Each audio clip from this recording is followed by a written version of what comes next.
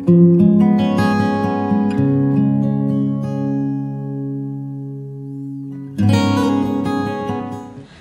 pagi adik-adik. Bagaimana nih kabar kalian? Baik-baik aja ya? Nah adik-adik, lo semua tanya ini sama lo Vivi juga lo semua tanya. Kapan sih kita harus memuji Tuhan? Kalau Lese sih malam aja Lese, pas waktu mau doa juga. Nah kalau adik-adik, kapan adik-adik? Kita diingatkan melalui pujian ini loh, bahwa ternyata lo bukan hanya pagi dan juga bukan hanya malam, tapi seharusnya setiap hari lo setiap waktu. Gitu ya Lese? Ya, mari kita pujikan sama-sama ya, dari terbit matahari.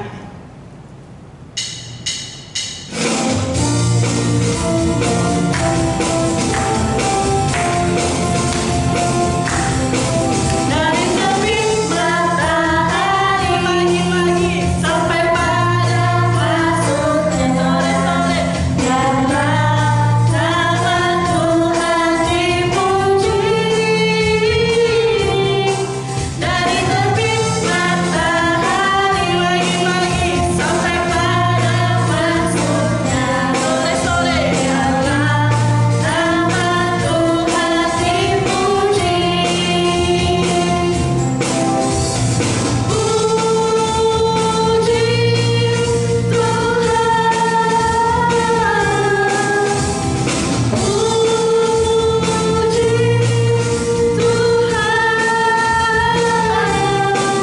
Dari terbit matahari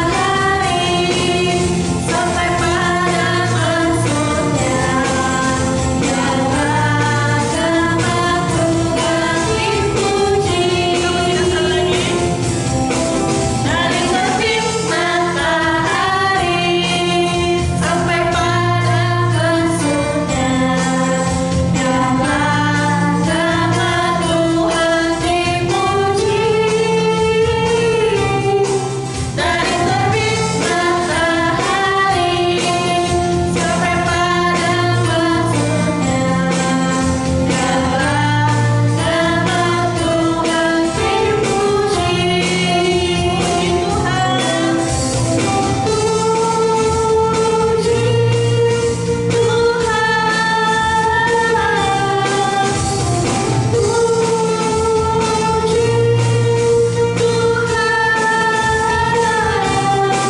Dari terbit matahari sampai pada masuknya, biarlah nama Tuhan dipuji. Sebelum kita memulai ibadah, mari kita berdoa. Kita mau lipat tangan, kita mau tutup mata. Selamat pagi Tuhan Yesus. Terima kasih Tuhan, hari ini kami boleh memuji dan akan mendengarkan firman-Mu. Tuhan berkati kami dari awal, pertengahan, hingga akhir. Engkau persiapkan hati kami, telinga kami. Terima kasih Tuhan atas kasih-Mu. Hanya di dalam nama Tuhan Yesus kami sudah berdoa. Amin. Nah, Lese Vivi mau tanya, apa sih yang besar dan kuat? Besar dan kuat, apa ya? Gambar kayak gini bukan Lozo? Kan Lese ada lagi yang lebih besar dan kuat Lese. Apa ya? Adik-adik tahu nggak? Besar dan kuat. Adik tahu nggak? Yang besar dan kuat itu Lese, Allah kita. Oh gitu. Iya Lese. Nah adik-adik, mari kita pujikan Allahku besar, kuat dan perkasa.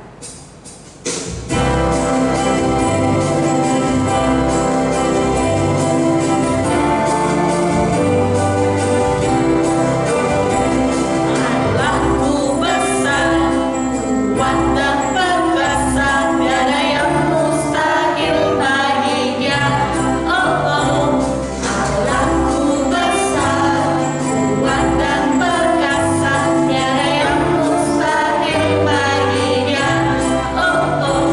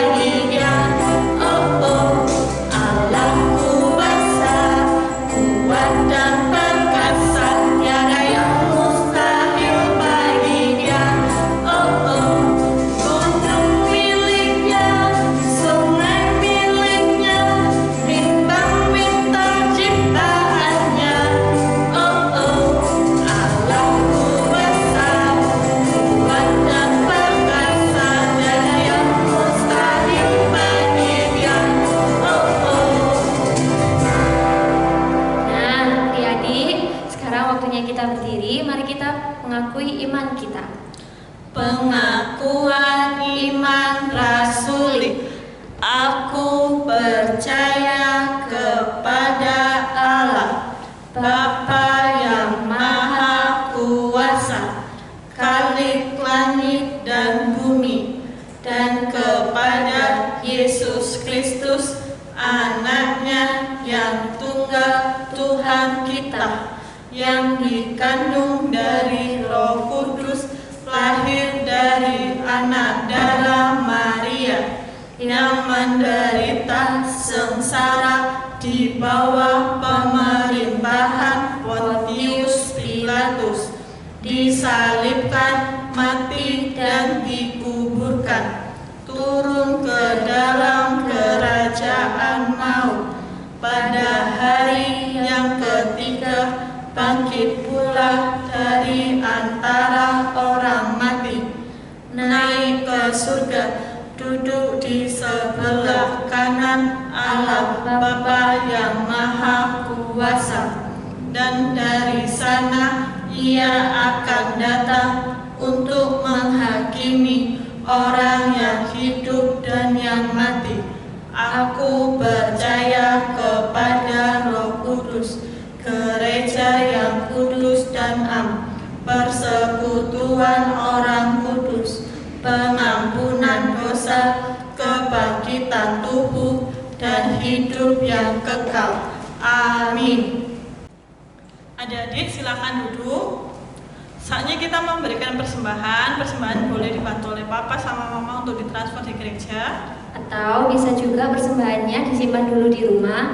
Nanti ketika ibadah tatap muka bisa diberikan. Atau bisa juga diserahkan ke pusat lalu diberi nama sama dari pos PI Aletheia.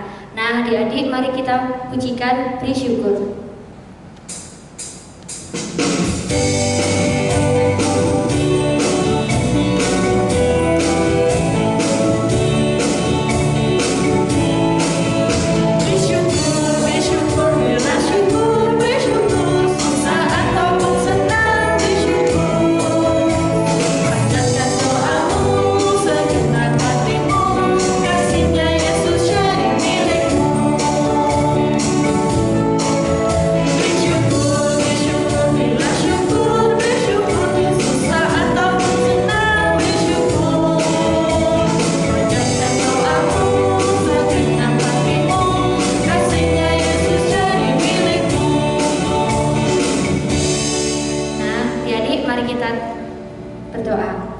Tuhan Yesus, terima kasih karena Engkau masih memberikan kami kesempatan untuk memberikan persembahan yang terbaik dari yang terbaik. Ya Bapa, biarlah persembahan ini dapat digunakan untuk kerajaan-Mu di bumi. Ya Bapa, terima kasih. Dalam nama Tuhan Yesus kami berdoa. Amin. Amin. Adik-adik, sebelum kita mendengarkan firman Tuhan, siapkan dulu Alkitabnya dan buku catatannya, dan mari kita pujikan Alkitab buku terindah.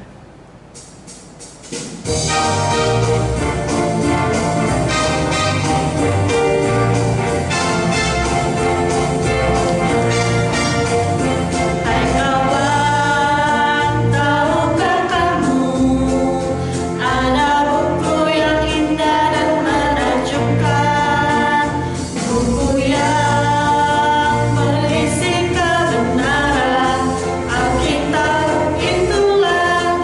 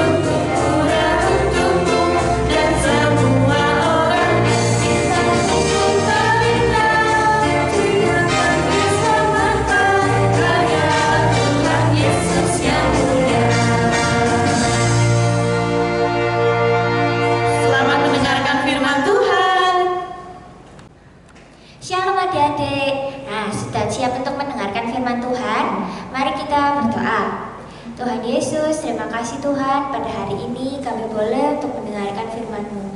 Kiranya Tuhan tolong supaya kami dapat mendengarkan firman-Mu dengan baik Tuhan, dan dapat menerapkannya dalam kehidupan kami sehari-hari. Terima kasih ya Tuhan, di dalam nama Tuhan Yesus kami berdoa. Haleluya, amin. Nah adik-adik, dulu waktu kita masih sekolah offline, kita masih bertemu dengan teman-teman, pasti pernah ya kerja kelompok. Nah, biasanya kerja kelompok ini terdiri dari 3-5 orang. Biasanya guru itu memberikan tugas bentuknya keliping atau membutuhkan yang karton manila itu yang besar, yang kerjanya bareng-bareng. Nah, masing-masing itu disuruh membawa, ada yang bawa kertas karton, bawa pensil warna, krayon, terus pita-pitaan dan lain-lain ya adik-adik. Nah, kita saling bekerja sama untuk membuat tugas itu. Nah, di dalam Alkitab ada suatu bangsa yang juga bekerja sama untuk membangun sesuatu yang memuliakan Tuhan adik-adik, memuliakan Allah. Kira-kira apa ya? Nah, yuk kita dengarkan ceritanya. Kita buka dulu kitab Keluaran pasal 35. Allah Musa memerintahkan kepada orang Israel untuk membangun kemah suci yang disebut kemah pertemuan. Tempat ini adalah kediaman Allah ketika bangsa Israel itu berdiam di suatu tempat adik-adik. Nah, jadi orang-orang Israel ini kalau berpindah ke tempat lain, mereka harus membongkar dan memasangnya kembali, memasang kemah suci itu adik-adik. Sebenarnya Allah itu bisa aja berfirman dan seketika kemah suci itu jadi. Tapi tidak ya adik-adik. Allah mau memberikan penghormatan yang istimewa, di mana Allah memberikan kesempatan kepada umatnya untuk membangun kemah suci, untuk memberi persembahan untuk membangun kemah suci. Ketika Musa memberitahu bangsa Israel, semua orang yang ada di situ, baik laki-laki maupun perempuan, mereka membawa apa yang disuruh oleh Musa. Nah, kita baca Keluaran 35 ayat 5b. Setiap orang yang terdorong hatinya harus membawanya sebagai persembahan khusus kepada Tuhan, emas, perak, tembaga. Nah, dikatakan bahwa terdorong hatinya untuk menaati dan memberi dengan hati. Satu demi satu mereka datang membawa barang-barang persembahan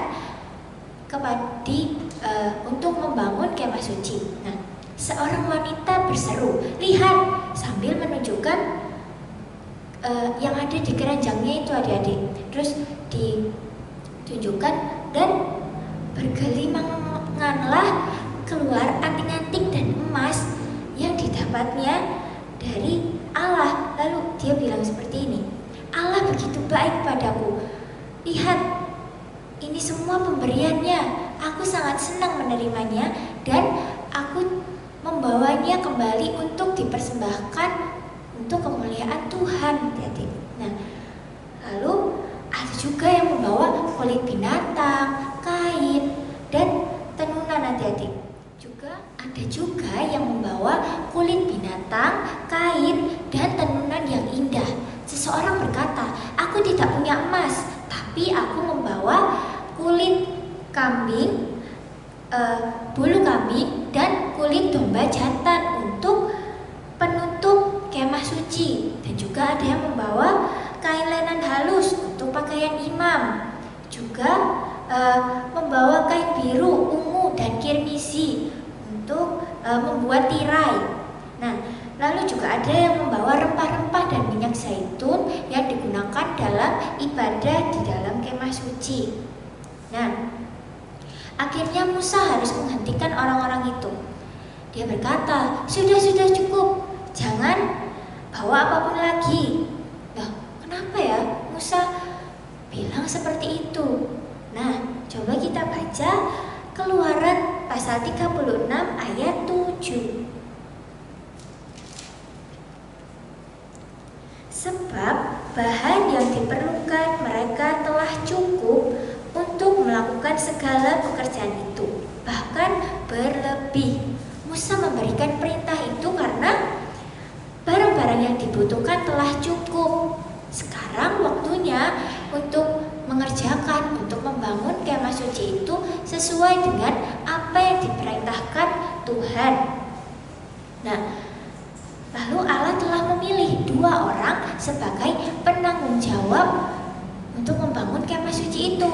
Yang pertama, Allah memilih Bezaleel sebagai perancang dan tukang untuk membuat kemah suci. Dan yang kedua, Allah memilih Aholiab sebagai penolongnya. Nah, Allah telah memberi kepada orang-orang ini itu keahlian, kemampuan untuk membangun kemah suci, untuk membuat benda-benda yang indah untuk diletakkan di dalam kemah suci. Nah, tapi mereka membutuhkan penolong, membutuhkan bawahan juga untuk bekerja bersama-sama dengan mereka. Maka mereka mengajari orang-orang Israel agar dapat melakukan hal itu, agar dapat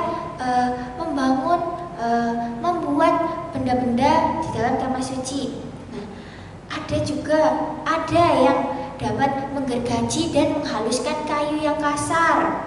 Nah, yang lainnya menempa emas menjadi lembaran tipis untuk menjadi penyalut kayu perabotan.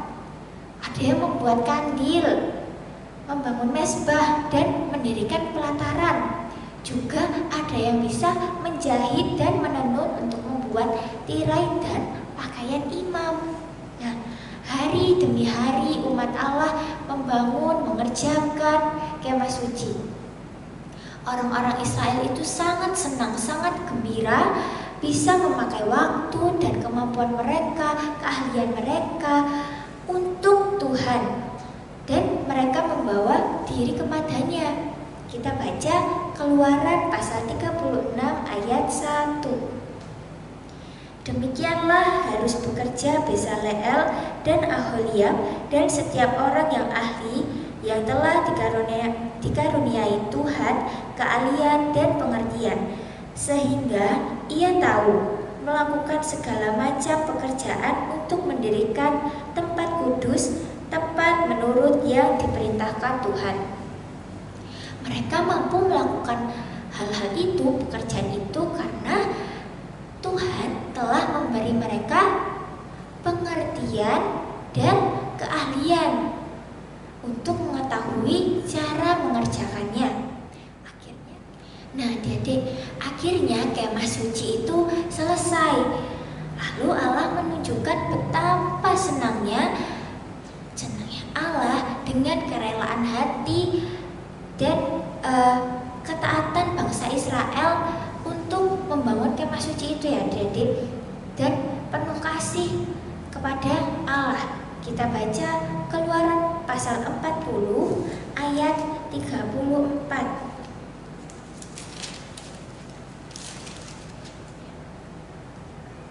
Lalu awan itu menutupi kemah pertemuan dan kemuliaan Tuhan memenuhi kemah suci. Firman Allah mengatakan bahwa awan itu menutupi kemah pertemuan dan kemuliaan Tuhan memenuhi kemah suci.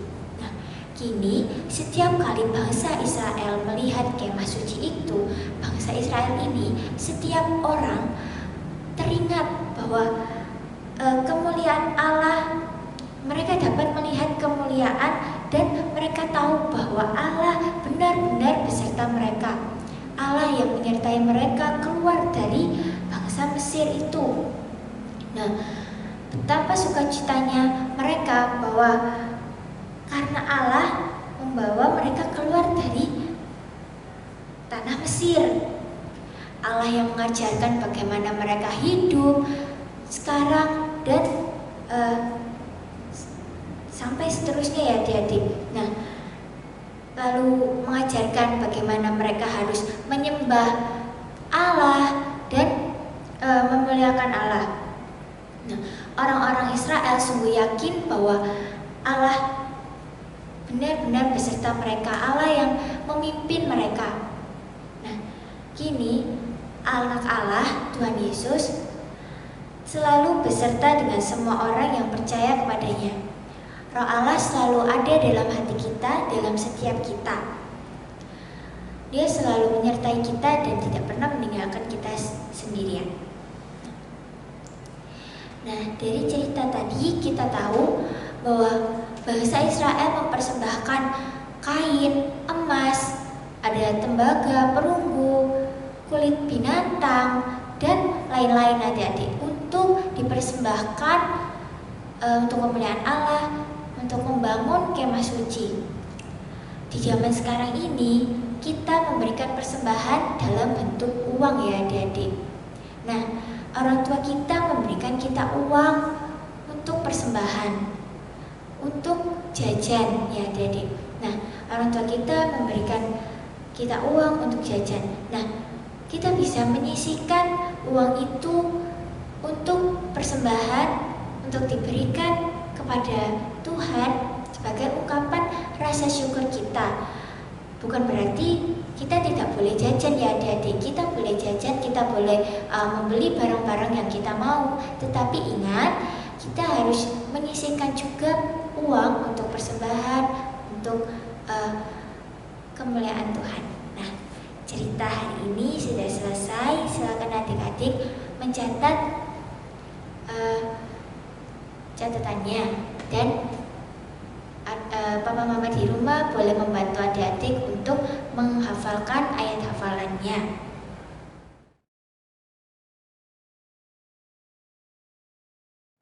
Nah, sudah selesai. Mari kita berdoa. Tuhan Yesus, terima kasih ya Tuhan. Pada hari ini kami telah mendengarkan kebenaran firman-Mu Tuhan. Tuhan, ajarilah kami supaya kami dapat memberikan persembahan yang terbaik untuk-Mu Tuhan, supaya kami dapat menyisihkan sedikit menyisihkan uang jajan kami Tuhan untuk memberikan persembahan kepada-Mu Tuhan. Terima kasih ya Tuhan, di dalam nama Tuhan Yesus kami berdoa. Haleluya, amin. Dadah.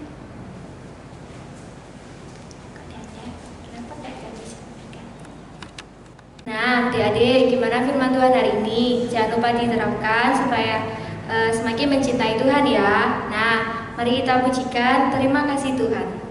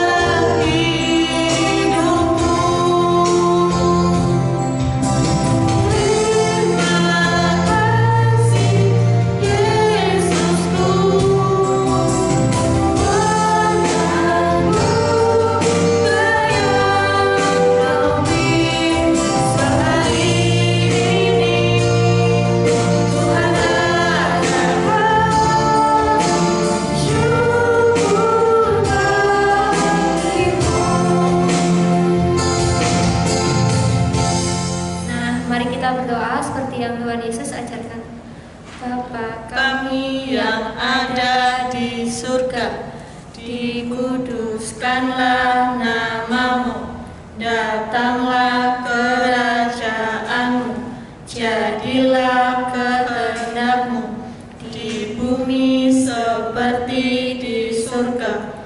Berikanlah kami pada hari ini makanan kami yang secukupnya, dan ampunilah kami akan kesalahan kami, seperti kami juga mengampuni ampuni orang yang bersalah kepada kami, dan janganlah membawa kami ke dalam pencobaan, tetapi lepaskanlah kami daripada yang jahat, karena